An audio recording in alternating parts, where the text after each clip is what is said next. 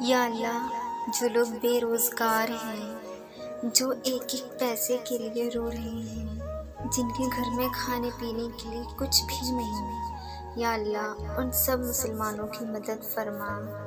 یا اللہ ہم سب پر رحم فرما۔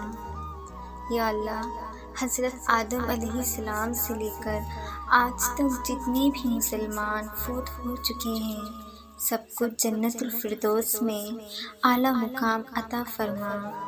یا اللہ جو لوگ مجبور ہیں ان کی مجبوریاں ختم کر دے، اپنی رحمت کے صدقے ہر گھر میں خوشیوں کی بارش کر دے۔